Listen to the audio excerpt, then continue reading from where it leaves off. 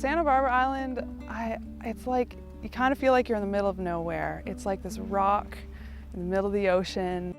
It feels kind of uninhabited and wild in a lot of ways. Santa Barbara Island is a very small island, the smallest in the Channel Islands National Park. It's about 1 square mile.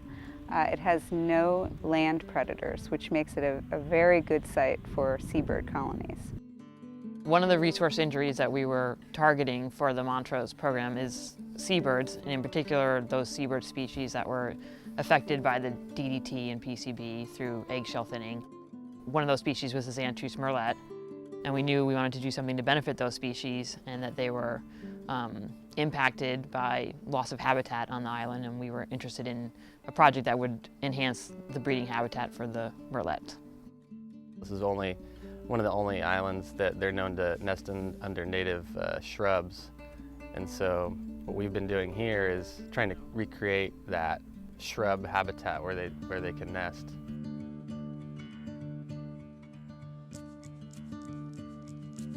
This small shade house is our on-island nursery. We grow all of the plants that we use for habitat restoration on island, so we collect the seed here and grow all the plants in this little facility. It is a desert island, so we bring all of our water from the mainland to water these plants. This season, we have about 3,500 plants in the ground so far, and we have a little less than 1,000 to go. It takes about 6 to 8 months to grow a mature plant out here.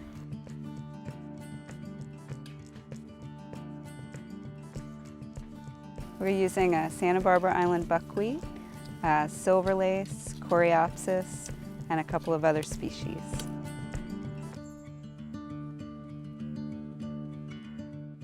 We're trying to mimic what we think would be here naturally, and we've color-coded the flags to correspond to the individual species.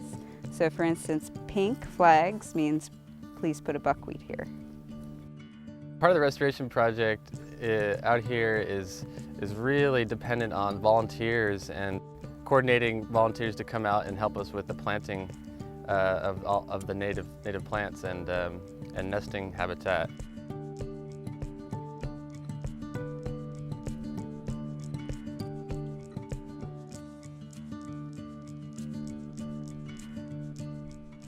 Last plant.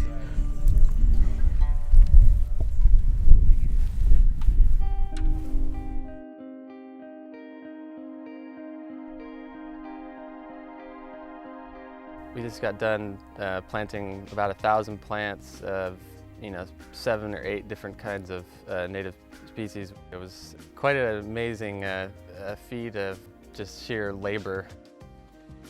By volunteering for projects like this, you get a sense of how, when a bunch of enthusiastic people come together, you can really make things happen, and it's pretty awesome what can happen in one day.